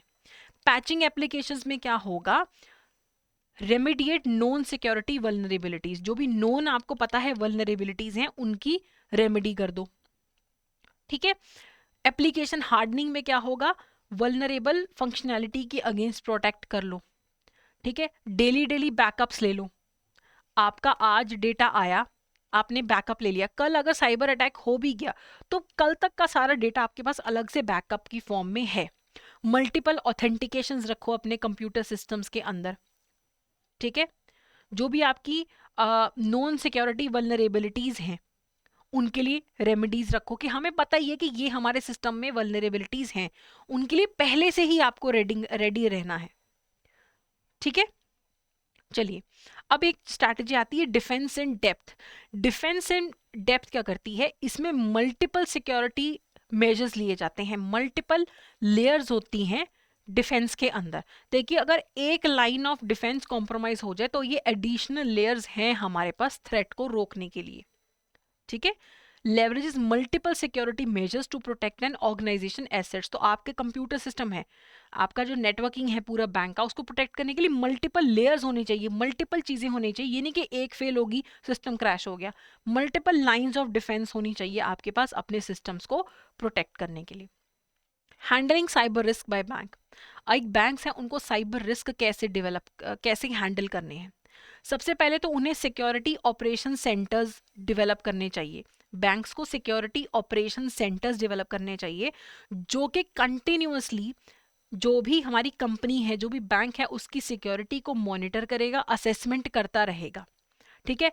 रेगुलरली डिटेक्शन करना, एनालाइज करना, अगर कोई साइबर अटैक हो जाए, कोई थ्रेट हो, उसके लिए रिस्पॉन्ड करना। साइबर सिक्योरिटी में कोई भी थ्रेट डिटेक्ट करना, रिस्पॉन्ड करना, वो सिक्योरिटी ऑपरेशन सेंटर का काम है। तो जो भी आपके सिक्योरिटी ऑपरेशन सेंटर के लोग होते हैं ना, वो ऑर्गेनाइजेशनल इंसिडेंट रिस्पॉन्स टीम के साथ मिलके काम करते हैं, कि जैसे ही थ्रेट पता लगा उसको आपने उसी टाइम पे आपने रेमेडी दे दी, ठीक है, या आपने उसको कंट्रोल करने की पहले ही कोशिश कर ली। तो जो भी आपके सिक्योरिटी ऑपरेशन सेंटर होते हैं वो सारे सिक्योरिटी इंसिडेंट्स को आइडेंटिफाई करते हैं, रिस्पॉन्ड करते हैं, मॉनिटर करते हैं, ठीक है। आपके सारे नेटवर्क, सर्वर्स, एप्लीकेशंस को लगातार एक्टिविटी को मॉनिटर करते रहते हैं कि जहां कुछ गड़बड़ दिखी या कोई कमी दिखी उसको उसी टाइम पे हैंडल कर लिया जाए। प्रॉपर इन्वेस्टिगेट करना, क्रिप्टो एनालिसिस करना, मालवेयर रिवर्स इंजीनियरिंग करना, ये भी काम सारे एसओसी के होते हैं। क्रिप्टो एनालिसिस में क्या होता है कि आप it is the study and process of analysing and decrypting cyphers, codes and encrypted text without the use of real की। अगर किसी सिस्टम में एंटर करने के लिए कोई की लगती है, उस की के बिना आप जो है उस सिस्टम को ऑपरेट कर सको, जितने भी कोड्स हैं उन्हें डिसाइफर कर सको, वो होता है क्रिप्टो एनालिसिस, ठीक है। अगर एक कोई टेररिस्ट ऑर्गेनाइजेशन है, उसने अपने सारे कंप्यूटर सिस्टम्स को बहुत ही ज़्यादा प्रोटेक्टेड रखा हुआ है, तो आप क्रिप्टो एनालिसिस करके उनके जो भी सिस्टम्स हैं उनमें आप घुस पाएंगे, सारे कोड्स को आप डिसाइफर कर पाएंगे। क्रिप्टोग्राफी में क्या करते हो, सारी चीज़ों को इनक्रिप्ट करते हो, ऐसी लैंग्वेज में कन्वर्ट कर देते हो कि वो जो सामने वाला पर्सन है वही उसको समझ सके। तो क्रिप्टो एनालिसिस में आप यही सारे कोड्स को कैसे डिसाइफर करना है ये सब आप इसमें देखते हो। मालवेयर रिवर्स इंजीनियरिंग में क्या होता है कि जितने भी मैलिशियस सॉफ्टवेयर हैं, ठीक है, उन्हें आप एनालाइज करते हो, ताकि अगर आपका सिस्टम है, आप अपने सिस्टम में पहले से ही सारे सिक्योरिटी फंक्शंस रखो। क्योंकि अब मान लो एक मालवेयर है, ठीक है, एक बहुत सालों पहले एक आई लव यू नाम का मालवेयर आया था कि आप अपना सिस्टम में बटन प्रेस करो, पूरी स्क्रीन पे आई लव यू लिखा हुआ आ गया। तो अब जो हमारी टेक्नीशियंस हैं, कंप्यूटर सिस्टम वाले हैं, वो पहले ही इस मालवेयर को अच्छे से स्टडी कर लेंगे, देख लेंगे, ताकि इसका अटैक होने पे वो रोक पाए। वो समझ गए ये कैसे काम करता है, तो उसको रोकने के लिए मालवेयर रिवर्स इंजीनियरिंग की जाती है कि जितने भी नोन आपके पास मालवेयर हैं, वायरसेस हैं, सबका सिस्टम समझ के रखो, इसका फंक्शन क्या है, ओरिजिनलिटी क्या है, पर्पस क्या है, ताकि आप जो अगर ये अटैक हो आपके पास प्रॉपर रिस्पॉन्स अवेलेबल हो। रिवर्स इंजीनियरिंग करके आप समझ लेते हो कि ये कैसे काम करता है। तो ये सारी चीज़ें जो है आपके जो सिक्योरिटी ऑफिसर्स हैं साइबर सिक्योरिटी के फील्ड में, इन सब चीज़ों का ध्यान रखते हैं, ठीक है। अब क्या क्या कॉमन मेजर्स जो हैं वो बैंक अडॉप्ट करता है साइबर सिक्योरिटी के लिए, ठीक है।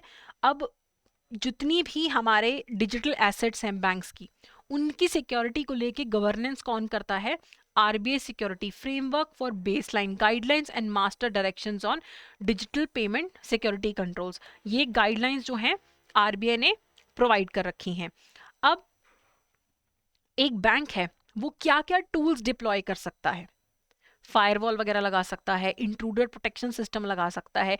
उसके अलावा ये जो लिस्ट है, SIM, vulnerability assessment management, NBAD, NTAPT, NDDDoS, anti fishing, ये बहुत सारे जो सिस्टम्स हैं वो अपने बैंक अपने सिस्टम्स में लगा सकता है, ताकि पहले ही उनके पास प्रॉपर सिस्टम अवेलेबल हो। साइबर इंश्योरेंस भी हो जाती है अब तो, कि साइबर अटैक हुआ तो जो भी नुकसान हुआ वो इंश्योरेंस कंपनी भरेगी। और टॉप मैनेजमेंट को हमेशा इन्वॉल्व रखो बीच में, उन्हें सारा पता हो सिस्टम कि कहाँ पे क्या हम पॉलिसीज लगा रहे हैं, और वो सारी पॉलिसीज को अप्रूव करें। अपने जो आपका स्टाफ है उसे अवेयर करो साइबर सिक्योरिटी को लेके। ठीक है, तो अभी कुछ सिस्टम्स जो हैं उनके बारे में हम डिटेल में देखेंगे। एक चीज जो बैंक यूज कर सकता है वो है security information and event management. ठीक है, ये एक तरीके का सिक्योरिटी सोल्यूशन है SIM, जो ऑर्गेनाइजेशंस को पहले ही रिकॉग्नाइज करने में हेल्प करता है कि आपके ऊपर क्या पोटेंशियल सिक्योरिटी थ्रेट्स हो सकते हैं, आपके सिस्टम्स में क्या वल्नरेबिलिटीज हैं, पहले ही असेसमेंट करके देंगे कि क्या क्या प्रॉब्लम्स है, क्या क्या आपको सॉल्व करने की जरूरत है।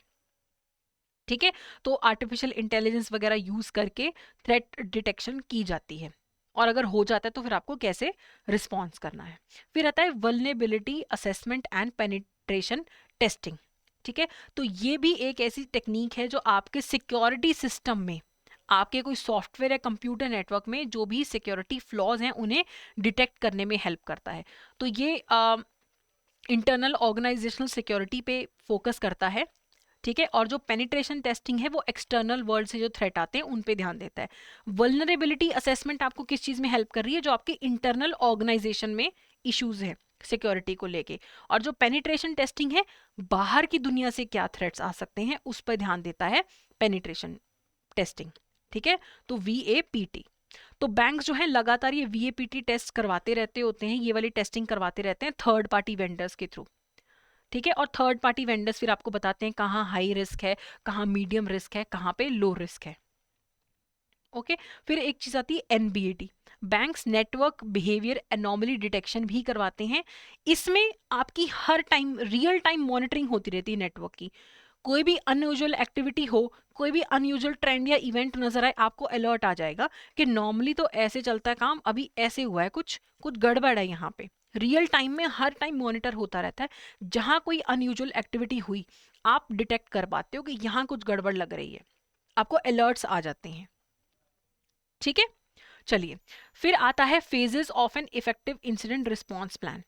आपके पास इंसिडेंट्स को लेके ना इफेक्टिव रिस्पॉन्स प्लान होना चाहिए। पहले तो प्रोएक्टिव कैपेबिलिटी होनी चाहिए बैंक के पास, कि आपके पास पहले से ही सारी टेक्निक्स हो जिससे आप प्रिपेयर्ड रहो और इजीली डिटेक्ट कर पाओ। फिर उसके बाद रिस्पॉन्सिव कैपेबिलिटीज भी होना चाहिए, कि एक बार अगर साइबर अटैक हो गया तो उसे आप कंटेन कैसे करोगे, इरेडिकेट कैसे करोगे, उससे रिकवरी कैसे करोगे। ये आपके पास सारी कैपेबिलिटीज बैंक के पास रहनी चाहिए। ओके, चलिए अब एक क्वेश्चन देखते हैं। It is a real time monitoring of a network for an unusual activity, trends और इवेंट्स। इसका आंसर क्या है? रियल टाइम मॉनिटरिंग कैसे होती है? Through network behaviour anomaly detection. ठीक है, अब हम बात करते हैं टेक्नोलॉजी ट्रेंड्स इन बैंकिंग की।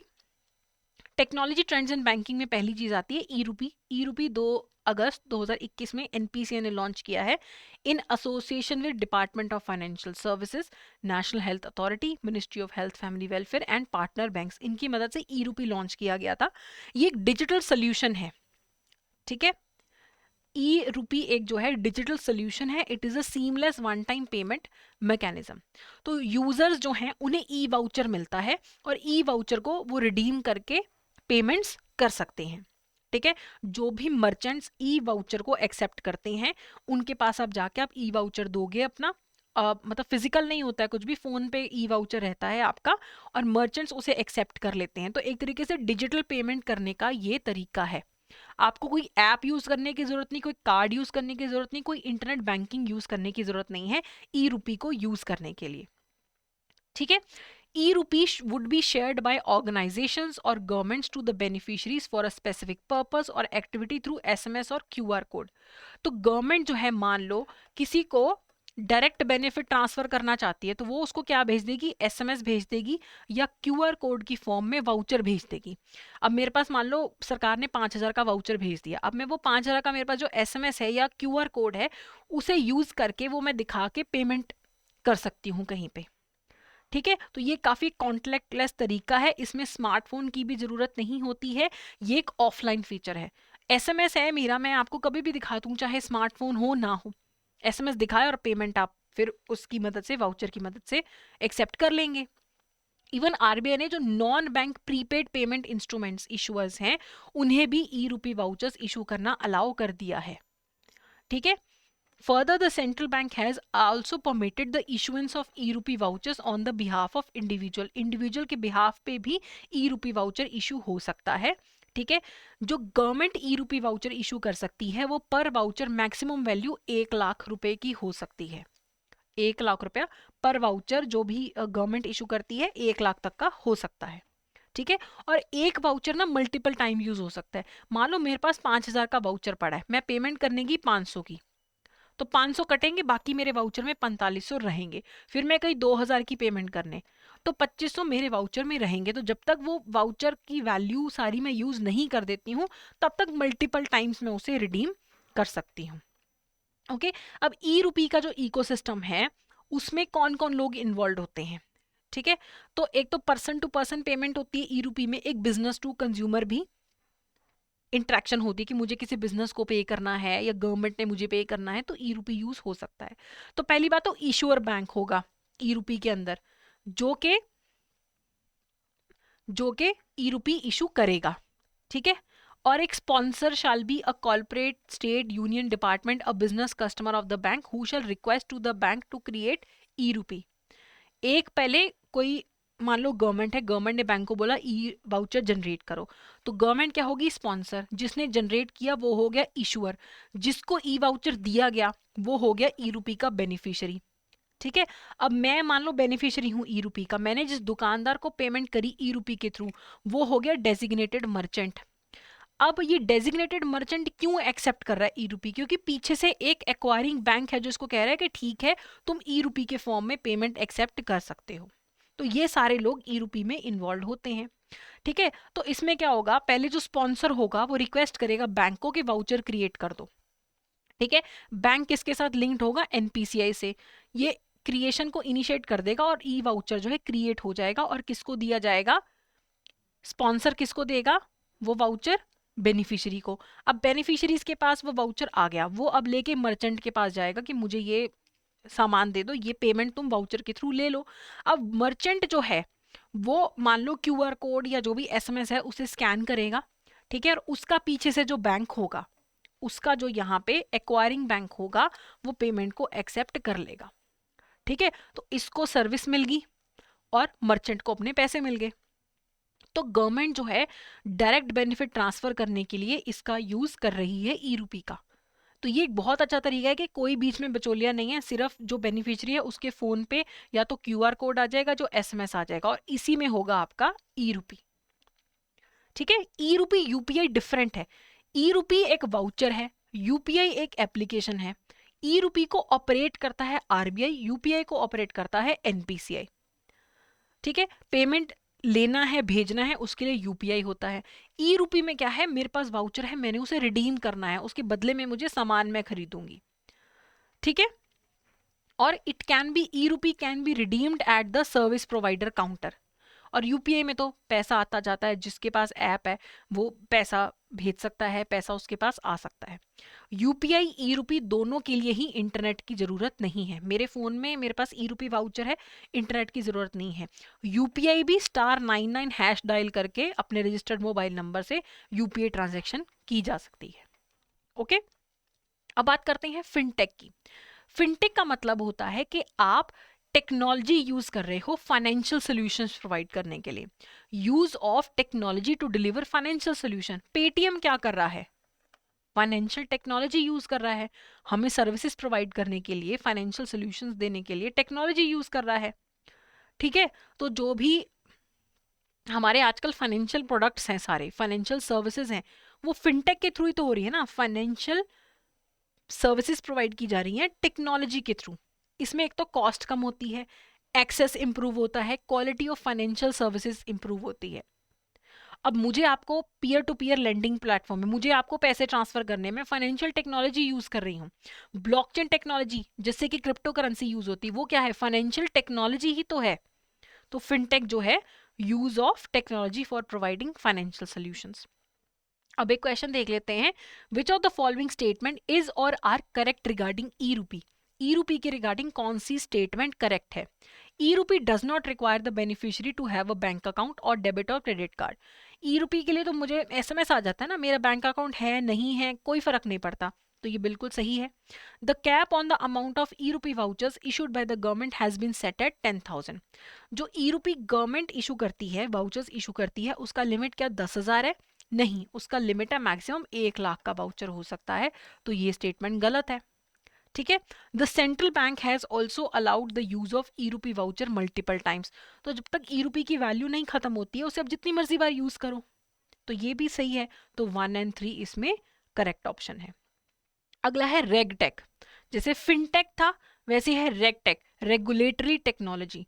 इसमें आप इंफॉर्मेशन टेक्नोलॉजी को यूज करते हो रेगुलेटरी और जो कंप्लायंस प्रोसेसेस है उन्हें एनहांस करने के लिए। ठीक है, it is a technology system that assists a bank or any financial institution in managing regulatory compliance. तो एक बैंक की बहुत सारी रेगुलेटरी कंप्लायंस होती है, ये रिपोर्ट सबमिट करनी है, ये देखना है, वो देखना है। जो भी रेगुलेटरी कंप्लायंस है उसे एनहांस करने में जो टेक्नोलॉजी हेल्प करती है उसे बोलते हैं रेगुलेटरी टेक्नोलॉजी। आपको रेगुलेटरी मॉनिटरिंग करनी है, ऑब्लिगेशंस देखनी है मेरी क्या क्या है, मुझे कब कब क्या क्या किस किस को जमा करवाना है डिपार्टमेंट को, उसमें मेरी हेल्प कौन कर रहा है, रेगटेक हेल्प कर रहा है। ठीक है, इससे ह्यूमन एरर मिनिमाइज हो जाते हैं और अच्छे से सब चीज की मॉनिटरिंग भी रहती है। ऐसा ही टर्म है सबटेक या सुपटेक बोलो, सुपरवाइजरी टेक्नोलॉजी। ये ऐसे सॉफ्टवेयर्स हैं जो सुपरवाइजेशन करने में हेल्प करते हैं, सुपरवाइजरी काम करने में हेल्प करते हैं आपका। ठीक है, अब आरबीआई है वो टेक्नोलॉजी की मदद से सारे बैंक्स को सुपरवाइज कर रहा है, तो वो क्या यूज कर रहा है, सुपरवाइजरी टेक्नोलॉजी। अगर इनको हम कंपेयर करके देखें, फिनटेक क्या है, फाइनेंशियल टेक्नोलॉजी, कि आप टेक्नोलॉजी यूज करते हो फाइनेंशियल सर्विसेज प्रोवाइड करने के लिए। रेगुलेटरी टेक्नोलॉजी, रेगटेक का मतलब है कि आप टेक्नोलॉजी यूज करते हो रेगुलेटरी कंप्लायंस करने के लिए। आजकल क्या है, आपका आईटीआर कैसे फाइल हो जाता है, ऑनलाइन। ठीक है, फिर आता है सुपरवाइजरी टेक्नोलॉजी। सुपरवाइजर्स की जो रेगुलेटरी टेक्नोलॉजी है ना उसे सुपरवाइजरी टेक्नोलॉजी बोलते हैं, कि it is use to supervise compliance. अब आरबीआई को देखना है कि क्या बैंक्स कंप्लायंस कर रहे हैं, तो वो सुपरवाइजरी टेक्नोलॉजी को यूज करेगा। ठीक है, तो सुपटेक is a regtech for supervisor, जो रेगुलेटरी कंप्लायंस पे ही फोकस्ड है। रेगटेक में क्या है, मुझे देखना है कि मैं कैसे सही से रेगुलेटरी कंप्लायंस कर सकूं। सुपरवाइजरी टेक्नोलॉजी में सुपरवाइजर को देखना है जो सुपरवाइज कर रहा है आरबीआई, कि क्या ये सारे बैंक्स रेगुलेटरी कंप्लायंस कर रहे हैं या नहीं कर रहे हैं। ठीक है, तो रेगटेक है, फाइनेंशियल इंस्टीट्यूशंस अच्छे से यूज कर सकते हैं, बिजनेसेस यूज कर सकते हैं। और जो सुपटेक है, सुपरवाइजरी टेक्नोलॉजी है, इसे रेगुलेटरी बॉडी यूज करती हैं। सेबी को चेक करना है कि क्या सारी कंपनीज सारे रूल्स एंड रेगुलेशंस मान रही हैं, तो वो सुपरवाइज कैसे करेगा, सुपरवाइजरी टेक्नोलॉजी के थ्रू करेगा। ठीक है, और अगर बिजनेस को देखना है कि क्या वो सारी रिपोर्टिंग सही टाइम पे कर रहा है सेबी को, तो वो क्या यूज करेगा, रेगटेक यूज करेगा। ओके, फिर बात आती है सोशल मीडिया बैंकिंग की। इसके नाम में ही है कि सोशल मीडिया को यूज करके काफी सारी बैंकिंग सर्विसेज प्रोवाइड की जा रही हैं। आईसीआईसीआई बैंक का पॉकेट्स है फेसबुक पे, आईसीआईसीआई बैंक पे है ट्विटर पे, तो ये सोशल मीडिया के थ्रू बैंकिंग सर्विसेज प्रोवाइड कर रहे हैं। ठीक है, तो आईसीआईसीआई का जो पॉकेट्स है फेसबुक पे, उसके थ्रू आप बैलेंस चेक कर सकते हो, मूवी टिकट्स बुक करवा सकते हो, बिल स्प्लिट कर सकते हो। तो ये सोशल मीडिया प्लेटफॉर्म है, इंस्टाग्राम है, और क्या होता है, इंस्टाग्राम फेसबुक हो जाता है, ट्विटर हो जाता है। इनको यूज करके बैंकिंग सर्विसेज जब प्रोवाइड की जाती हैं उसे सोशल मीडिया बैंकिंग बोला जाता है। फिर आता है हैशटैग बैंकिंग। हैशटैग में क्या होता है, आप ये हैशटैग होता है, मतलब मैं बोलूंगी हैशटैग जैब, तो इसका मतलब है कि जैब से रिलेटेड मैसेज है ये। ठीक है, हैशटैग सोशल मीडिया वेबसाइट्स पे यूज होता है एक स्पेसिफिक टॉपिक्स के मैसेजेस को आइडेंटिफाई करने के लिए। अगर मैं इंस्टाग्राम पे जाके हैशटैग बैंक लिख देती हूँ, तो बैंक से रिलेटेड जो भी मैसेजेस हैं वो मेरे पास सामने मेरे आ जाएंगे। ठीक है, तो इंडियन बैंक्स ने भी हैशटैग बैंकिंग यूज करनी शुरू कर दी हुई है कि मैं अगर हैशटैग यूज करके fund transfer, balance inquiry, prepaid mobile recharge करना चाहती हूँ तो कर सकती हूँ। हैशटैग यूज करके बहुत सारी सर्विसेज जो है बैंक की यूज हो सकती हैं। ठीक है, लेकिन उसमें ऐसा होता है कि जैसे अगर मुझे आईसीआईसीआई बैंक से कोई हैशटैग बैंकिंग करनी है तो मुझे पहले उसे ट्विटर पे फॉलो करना पड़ेगा, और ट्विटर पे आईसीआईसीआई के अकाउंट जो अकाउंट है उसके नीचे जाके लिखना पड़ेगा हैशटैग ये सर्विस, ऐसा जो भी लिखूंगी फिर वो मुझे रिप्लाई करेंगे। तो हैशटैग यूज करके भी बैंकिंग हो रही है। फिर एक टर्म आता है अकाउंट एग्रीगेटर्स। अकाउंट एग्रीगेटर्स कुछ नहीं होते, ये RBI regulated NBFC regulated entities होती हैं जिनके पास एनबीएफसी एए लाइसेंस होता है। तो ये एक रेगुलेटेड एंटिटी होती हैं जो इंडिविजुअल्स को हेल्प करती हैं कि वो अपना डाटा डिजिटली शेयर कर सकें। ठीक है, तो इसको हम इसके थ्रू समझते हैं, ये कस्टमर है, उसने एक एग्रीगेटर को कंसेंट दे रखा है कि तुम मेरा डाटा शेयर कर सकते हो। ठीक है, तो मान लो कि ये एक एंटिटी है, इसे डाटा चाहिए, तो ये एग्रीगेटर को रिक्वेस्ट करेगा कि मुझे इसका डेटा चाहिए। ठीक है, तो अकाउंट एग्रीगेटर जो है ये डाटा ट्रांसफर करने में हेल्प करेगा। हो सकता है डाटा दूसरी एंटिटी के पास पड़ा हो, दूसरी एंटिटी से डाटा इस एंटिटी के पास जाएगा, और बीच में बिचौलिया कौन बना हुआ है? अकाउंट एग्रीगेटर बना हुआ है। तो अकाउंट एग्रीगेटर को कस्टमर ने ऑथराइज कर रखा है कि तुम मेरा डेटा जो एक आईसीआईसीआई बैंक के पास पड़ा है तुम मुथूट फाइनेंस वालों को दे सकते हो। अकाउंट एग्रीगेटर को कंसेंट दिया हुआ है। तो जब भी मान लो आईसीआईसीआई वालों को डेटा चाहिए तो वो अकाउंट एग्रीगेटर को बोलेगा कि मुझे इस पर्सन का डेटा चाहिए, तो वो फिर रिक्वेस्ट भेजेगा मुथूट फाइनेंस वालों को, अकाउंट एग्रीगेटर की ये डाटा चाहिए, और वो डाटा यहां से यहां ट्रांसफर कर देगा। अकाउंट एग्रीगेटर कभी भी अपने पास डेटा नहीं रखेगा, कभी भी अपने पास डेटा नहीं रखता है। ओके, वो सिर्फ ट्रांसफर करने में हेल्प करता है। अब जो अकाउंट एग्रीगेटर का नेटवर्क होगा ना, वो बैंक को ज्वाइन करना पड़ेगा। वो बैंक अकाउंट एग्रीगेटर के नेटवर्क को ज्वाइन करेगा और उसके बाद वो उसको रिक्वेस्ट भेज सकता है कि मुझे डाटा चाहिए। तो डाटा एग्रीगेटर कभी भी स्टोर नहीं कर सकता, किसी और पर्पस के लिए यूज भी नहीं कर सकता।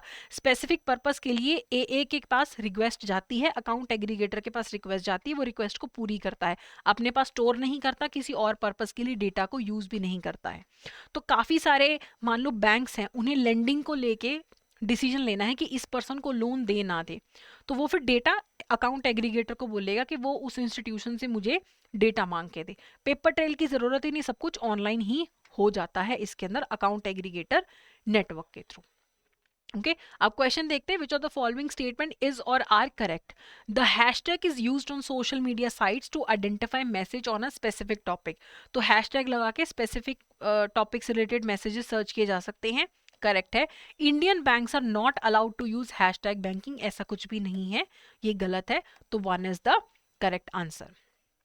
अब एक टर्म आता है ओपन बैंकिंग। देखो पहले क्या होता था, बैंक्स ना कस्टमर की इंफॉर्मेशन को दबा के रखते थे, अपने पास ही रखते थे, किसी के साथ शेयर नहीं करते थे, अपने इंटरनल डेटा का एक्सेस किसी को नहीं देते थे। ओपन बैंकिंग में क्या हो गया है, बैंक्स और फाइनेंशियल इंस्टीट्यूशंस जो हैं कस्टमर्स का फाइनेंशियल डेटा दूसरे बैंक्स के साथ या दूसरे ऑथराइज्ड इंस्टीट्यूशंस के साथ भी शेयर करते हैं, तो इसे बोलते हैं ओपन बैंकिंग। ठीक है, तो सबसे पहले ओपन बैंकिंग में क्या होगा कि कस्टमर का कंसेंट मांगा जाएगा कि क्या तुम अग्री करते हो ओपन बैंकिंग से, क्या तुम्हारा डेटा शेयर किया जा सकता है। ठीक है, फिर उसके बाद ही authorised third party service providers को वो डेटा दिया जा सकता है। और थर्ड पार्टी बिजनेसेस कौन डेटा मांगते हैं बैंक से? ज्यादातर ये फिनटेक्स वगैरह होते हैं ना, या दूसरे बैंक जो होते हैं वही डेटा आपस में शेयर करते हैं through the application processing interfere, APIs के थ्रू डेटा इधर से उधर जाता है। ठीक है, तो ये कस्टमर का डेटा है और ये third party app service provider है, वो रिक्वेस्ट करते हैं ओपन एपीआई के थ्रू डेटा और फिर उनको मिल जाता है और फिर वो आगे सर्विस प्रोवाइड कर देते हैं। ठीक है, तो ये और एग्रीगेट जो हमारे पास अकाउंट एग्रीगेटर्स हैं इन्वॉल्व हैं, सेम सी ही चीज है इसमें। ठीक है, अकाउंट एग्रीगेटर के थ्रू ही डाटा इधर से उधर जा रहा है। ओपन बैंकिंग कैसे हो रही है, कंसेंट दे दिया मैंने, बैंक को कंसेंट दे दिया कि आप मेरा डेटा शेयर कर सकते हो, तो फिर ओपन बैंकिंग किसके थ्रू होगी? अकाउंट एग्रीगेटर्स के थ्रू ही जो है डेटा शेयर होता है, थर्ड पार्टीज के साथ शेयर होता है। अब इसमें मैंने आपको अभी यहाँ पे भी बोला कि information is shared with third parties via application processing interface. तो एप्लीकेशन प्रोसेसिंग इंटरफेस क्या होते हैं? ये कोड्स होते हैं, एक तरीके के कोड्स या प्रोटोकॉल्स होते हैं जो बताते हैं कि प्रोग्राम कंपोनेंट्स कैसे इंटरेक्ट करेंगे। एपीआई अलग अलग एप्स को आपस में इंटरेक्ट करने में हेल्प करते हैं। एपीआई कुछ नहीं होते, ये कोड्स और प्रोटोकॉल्स होते हैं, रूल्स एंड प्रोसीजर्स होते हैं कि दो एप्स, डिफरेंट एप्स आपस में कैसे इंटरेक्ट करेंगी। उसके लिए क्या है? Application programming interface. अब ओपन बैंकिंग में रिस्क भी है, ठीक है, कि आप किसी की प्राइवेट जो सिक्योर्ड इंफॉर्मेशन है वो इधर से उधर कर रहे हो, कहीं डाटा ब्रीच हो गया, डाटा चोरी हो गया, ठीक है, अच्छे से सिक्योरिटी नहीं थी, किसी ने सिस्टम हैक कर लिया, तो उससे रिस्क रहता है, ठीक है। कोई गलत थर्ड पार्टी भी बैंक से रिक्वेस्ट कर सकती है इंफॉर्मेशन के लिए, कस्टमर की इंफॉर्मेशन के लिए, कि थोड़े रिस्क तो ओपन बैंकिंग में है, लेकिन इसे बंद नहीं किया जा सकता, क्योंकि आजकल सारे जो भी एनबीएफसीज हैं, बैंक्स हैं, फाइनेंशियल इंस्टीट्यूशंस हैं, आपस में कनेक्टेड हैं। बार बार कस्टमर डेटा खुद से नहीं देता है, उसका डेटा कस्टमर से बस एक बार कस्टमर ने कंसेंट दे दिया, ठीक है, कंसेंट कुछ नहीं होता, जब आप फॉर्म वगैरह भरते हो, जब आप पढ़ते भी नहीं हो ना, उसी के अंदर कंसेंट होता है आपका, आपसे बस बोल दिया जाता है इस पेज पे साइन कर दो, ठीक है। आप तो हमेशा येस पे साइन करते हो कि येस करो और एप्लीकेशन आगे जाए, तो कंसेंट होता ही है ज़्यादातर कस्टमर्स का, और इन्फॉर्मेशन फिर इधर से उधर ट्रैवल करती है, ठीक है। अब कुछ हमारे होमवर्क क्वेश्चंस हैं जिनका आंसर आपको कमेंट सेक्शन में देना है। A dash is a set of defined rules that enable different applications to communicate with each other. It is a set of defined rules that enable different applications to communicate with each other. Open banking, fintech, API, regtech. अभी अभी पढ़ा है, इसका answer आप easily दे सकते हैं। Dash is the application of emerging technology to improve the way business manage regulatory compliance. Dash is the application of emerging technology to improve the way business manage regulatory compliance. Regulatory compliance करने के लिए क्या use होता है? Supervisory में अलग चीज use होती है, रेगुलेटरी में आर से ही है, एस से ही है, एफ से ही है, तो इजिली याद रख सकते हो। आखिरी होमवर्क क्वेश्चन है, which of the following statement is or are correct? Crypto currencies use blockchain and decentralised ledger. Digital currencies बोलते हैं सेंट्रलाइज होती है, यानी कि ग्रुप ऑफ पीपल रेगुलेट करते हैं ट्रांजैक्शंस को। क्रिप्टो करेंसीज डिसेंट्रलाइज्ड होते हैं, कम्युनिटी उनको रेगुलेट करती है। डिजिटल करेंसीज जो हैं वो एनोनिमस होती हैं, पार्शली एनोनिमस होती हैं, आइडेंटिटीज को प्रोटेक्ट करती हैं, ओके। तो इसका आंसर जो है आप मुझे कमेंट सेक्शन में देंगे, ठीक है। तो ये था हमारा आज का सेशन। अगर आपको ये सेशन यूजफुल लगा है तो please go ahead and subscribe to the channel. Thank you so much.